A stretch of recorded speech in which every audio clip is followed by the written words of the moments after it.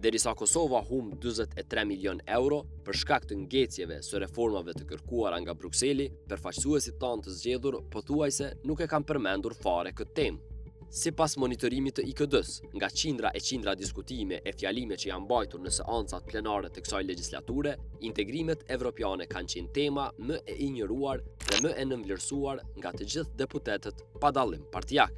Përderisa çështjet si ekonomia dhe financat morën vëmendjen kryesore me 161 fjalime, apo betejat e brendshme për procedurë me 56 fjalime, agenda evropiane u la plotësisht në harres. Nga 21 tema për çka u diskutua kryesisht në kuvend, integrimet evropiane përbënin vetëm 0.2% të fjalimeve. Kjo temë u rendit e 19-ta për nga frekuenca e diskutimit, duke lënë pas vetëm bujqësinë dhe lirinë e medias.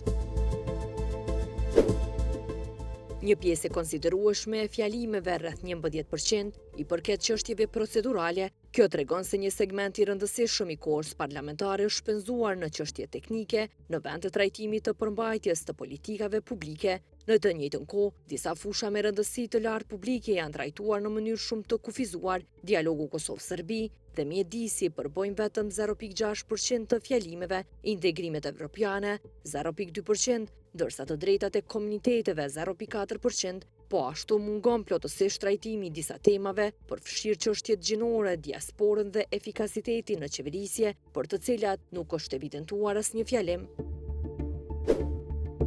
Në vend që integrimet evropiane të fitonin më shumë hapësirë në një periudhë kur Kosova po negocionte përfitimin e qindra miliona eurove nga Bashkimi Evropian, ndodhi kundërta. Krahasuar me legjislaturën e 8, vëmendja parlamentare ndaj kësaj teme ra nga 4.49% në vetëm 0.2%, duke zbritur nga temat kryesore të debatit në një nga temat më të neglizhuara në kuvend. Fakti që kanë qenë vetëm 0.2% e temave të trajtuara nga Kuvendi i Kosovës për integrime evropiane tregon në mas të madhe se integrimet evropiane nuk kanë rëndësi të veçantë në kuadër të Kuvendit të Kosovës, por në përgjithësi në kuadër të institucioneve të Kosovës. Derisa të gjitha vendet tjera kanë bërë përparime të mëdha në procesin e integrimeve evropiane, ku së fundi Shqipëria i ka përmbyllur 3 kapituj, Malizi ka mbyll 8 kapituj, të tjerë ku tani më i ka mbi 15 kapituj të mbyllur, derisa edhe Moldavia dhe Ukraina kanë hapur kapituj.